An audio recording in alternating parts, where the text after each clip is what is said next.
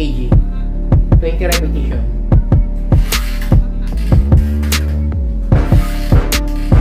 Next ko naman yung 50 kg.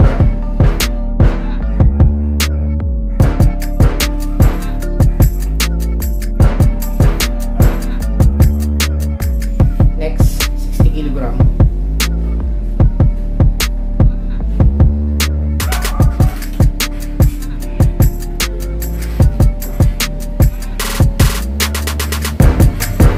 Kung gusto nyo lumakas sa pag-press ng power twister, ay huwag nyo kalimutang isama yung mga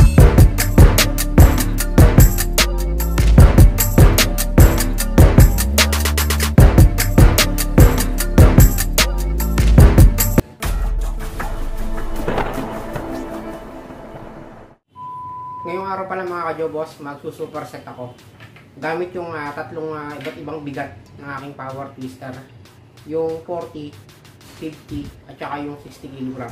Bali hindi ko ikakat yung video tuloy-tuloy at ipa-fast forward ko na lang. Okay? So itong tatlong to, gagawin ko tong tig 20 repetition. Tapos 3 rounds. Okay? Ibig sabihin 1 round itong tatlong to. Tapos after nun, gagawa ulit ako ng isang round and then hanggang matapos ko yung 3 rounds. Okay? Tara mga ka-jobos, samahan nyo ako para solid yung pump sa upper body natin. Okay? 40 kg, 20 repetition.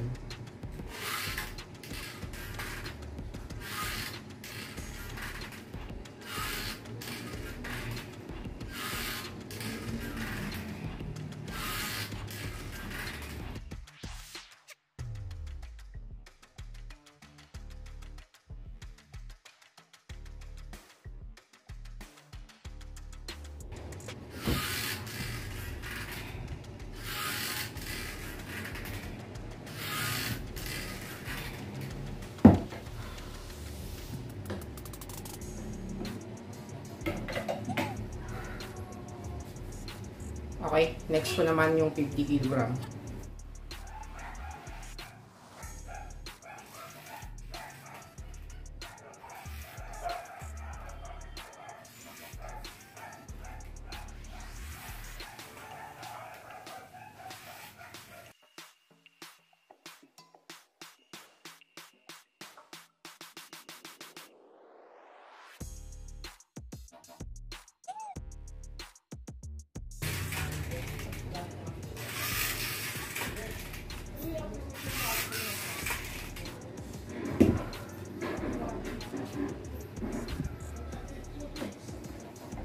Okay, next 60 kg.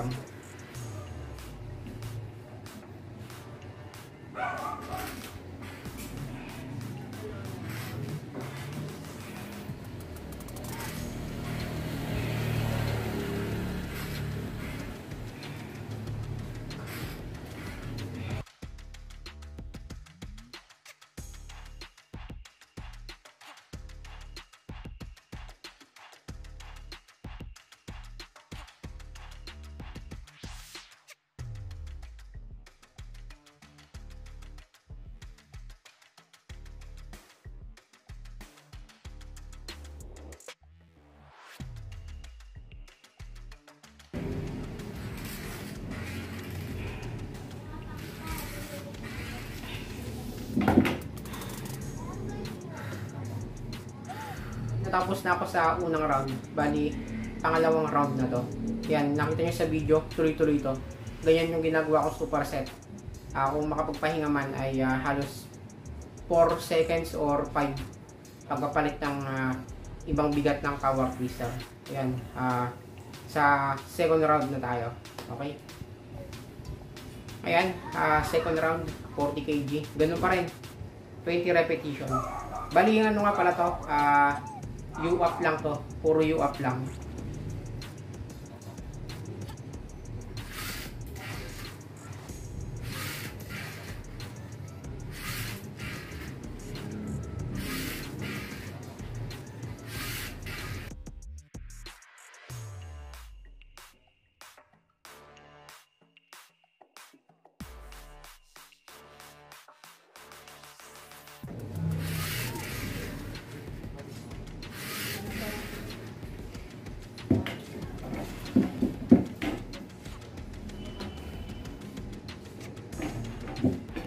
Yan, 50 kilogram naman.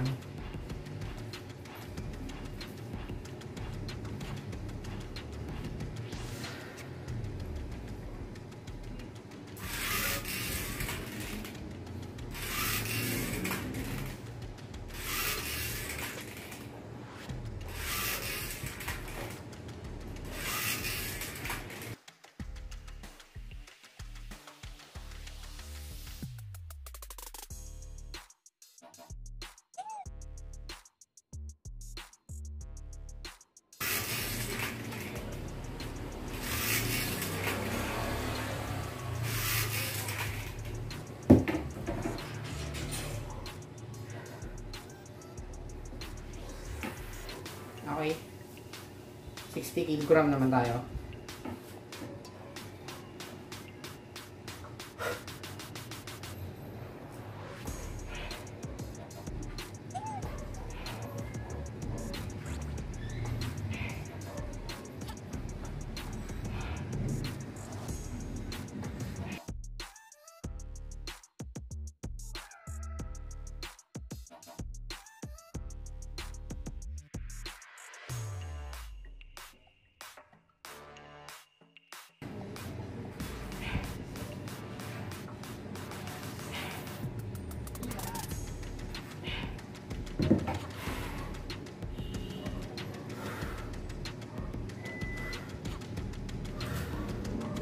Sa mga bago pala na gumagamit ng power twister, yan, tip ko lang po sa inyo, kapag wala pa kayong iba't ibang klase ng bigat ng power twister, pwede pa rin kayong mag superset.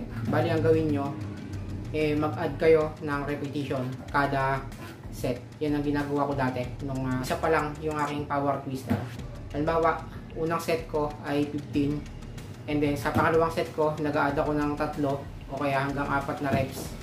Yan, bali dagdag lang, dagdag 4 or 5 hanggang sa matapos yun na yung set nyo. Yan.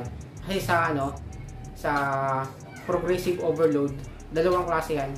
Pwedeng sa pag-a-add ng timbang ng weights, and then yung pangalawa naman ay pag-a-add ng repetition. Bali ito na mga ka-jobos yung pang 3 rounds ko. Okay, ito na yung pinakang last set natin ng superset. Yan. Medyo tumitigas na yung dibdib ko at saka yung mga shoulder.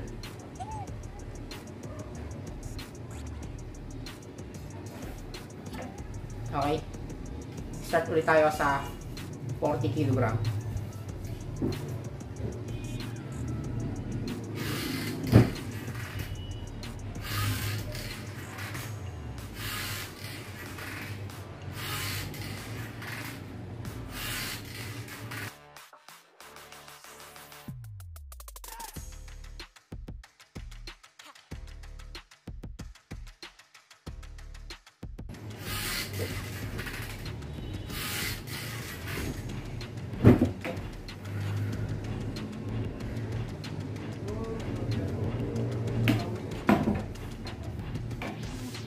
Next, 50 kg.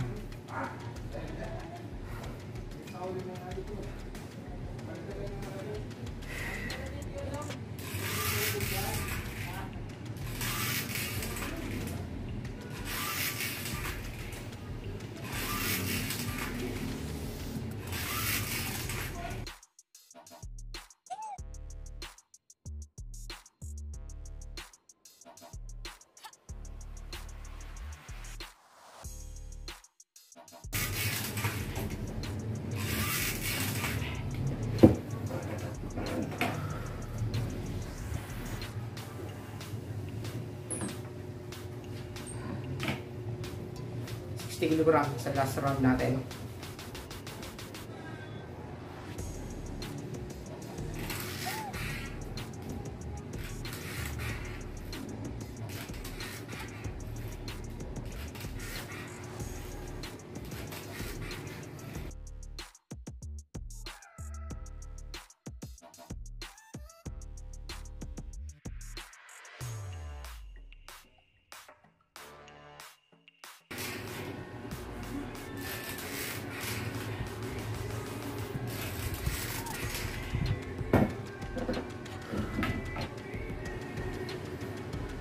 natapos na ako mga ka-jobos sa 3 rounds ng aking superset.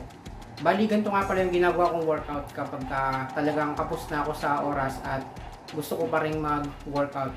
So, yung superset ang pinaka the best gawin para mabilis matapos, and then talagang pump na pump yung tina-target mong muscle.